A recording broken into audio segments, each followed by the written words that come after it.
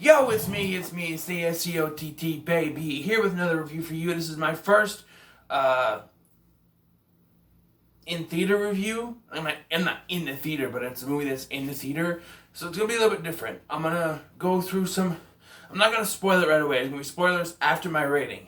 So I'm gonna go through the movie, give my little review, give my rating, and then I'll do some spoilers.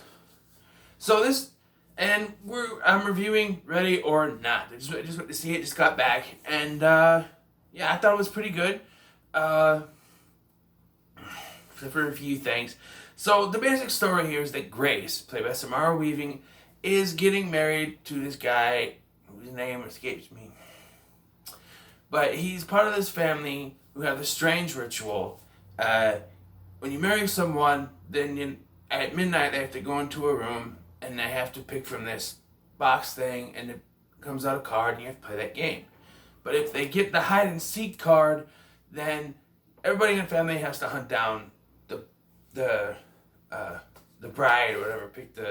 There's a scene who picked the card. There's a scene at the beginning that kind of establishes that the person she's marrying is not into this at all. Like the older brother, played by Adam Brody, kid version, kind of hides him in a closet or something, and then gives away whoever they're hunting at the beginning. I don't know who it was, but throughout this though, the husband doesn't want his wife to die, so that's the basic thing, and throughout the movie, you see her running from them. You see them turning down. Some funny things happen. It's a horror comedy, so it's not for horror, but some funny things happen. There's some good jokes in this, and then there's some that just kind of go on a bit long.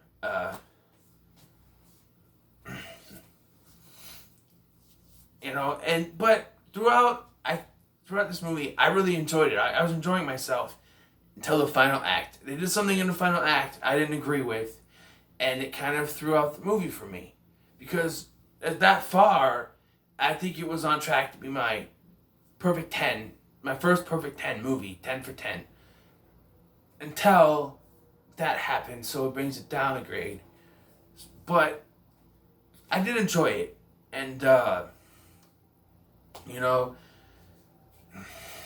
gotta marry into a family like that, and there's even a scene, this is not really spoiled because it's at the beginning, where he gives her a chance. He's like, this is your out. You can go. And she says, no. She says, I'm staying. So, so yeah, there's not much more I can say without getting into spoilers. So for here, for the score, I'm going to give it an 8 out of 10. I really enjoyed it. It's just the third act that got me, and I'll discuss that in a minute. So from this point on, I'm gonna get into spoilers. So if you haven't seen it yet and you don't want to get spoiled, turn off the video now. Come back after you've seen it and get the spoilers. Okay. Spoilers. 5, 4, 3, 2, 1. The third act. Okay, throughout this, they're saying that if they don't kill her, they're all going to die. That's the ritual. They have to kill her before the sun comes up, or they're all going to die. And they play back and forth with that it might be true or might be bullshit. And it gets to the point where they have her, and it's about to happen. Nothing happens. Like it looks like nothing's gonna happen, and then people just start spontaneously bursting into blood and dying, and it's like, why did you do that? That kind of these people should have lived with this. All right. Now I don't know if she would have be able to get out, because the aunt, I think, was about to kill her anyway before the blood spatting started. But they could have, twisted around it, because there's like a twist, if you want to call it that, towards the end of the film. Throughout the film, the husband, like the youngest son or whatever, her husband she marries, is trying to save her, and then but she gets caught. They're about to do this ritual, and the Adam Brody's character like poisons them and is able to get them away. But then the sister, Adam Brody's sister in the movie shoots him, and he dies. And then they get a hold of her again, and the mother, played by Annie McDowell, is about to kill her. And she like bludgeons her with the box they used to get the ticket out of, and kills her. And the husband walks in just after she does this. Now, in my mind, this scene should have played out. They come together, they kiss or whatever, and they leave, and that's it. Like, the rest of the family's still there, and they could have died, or they could, instead of spontaneously combusting into blood, they live with what they've done. They realized everything they were told was bullshit, and they gotta live with the fact they murdered a bunch of people, for nothing. They essentially become mass murderers for no reason, and they gotta live with that. But that's not what they do. They have them killed, and this is this fuck you moment, alright? It's the biggest fuck you moment. Pardon my language. The husband turns on Grace. Because, like, she kind of, instead of joining together, like I thought they should, she pushes him away, and he figures, oh, you're not going to forgive me for this? Okay, you're dead, bitch. Basically, what happens. And I'm like, really? Are you serious? You've been trying to save her this whole movie.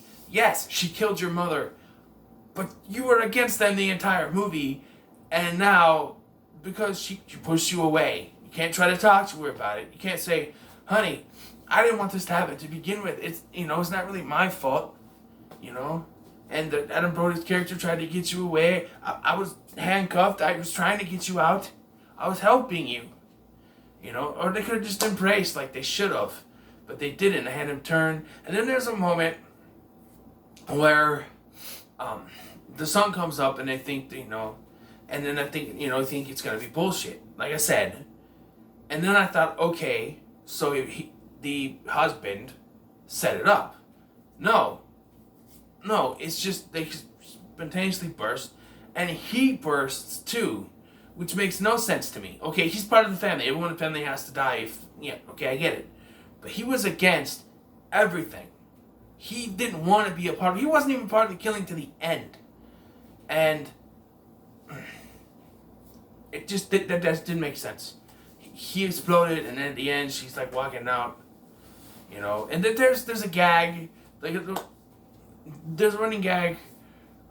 There's two running gags. One of them is funny. One of them just gets annoying. One of them is that the sister, who's all coked up and drugged up, it keeps accidentally killing the maids, and like she kills two of them, and then Grace accidentally kills the third one, or she accidentally kills herself because when she's hiding in a dumbwaiter because she knows the other two maids died, and Grace opens the thing, and then the maid decides, oh, she's right here, and then she pushes the button before shutting the door. The door comes down on her head, and it kills her by breaking her neck. It's like, really? How stupid. But that, the killing of the maids, that was a good running gag. The running gag that wasn't good was the fact that Finch, I think his name was, or Fitch, he didn't really care to be there. So, like, he kept going off to watch stuff on his phone or whatever, or the hybrid other things instead of hunting, and it was stupid.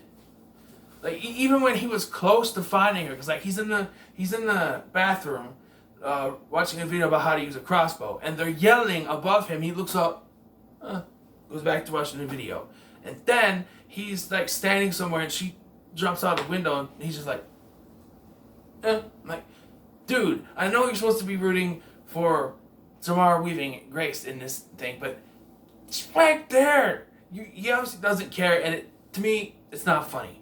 But all in all, I did enjoy this. Like I said, it's 8 out of 10 for me. Go see it if you want to, definitely. It's enjoyable, but just like the last act, like I said, ruined it for me.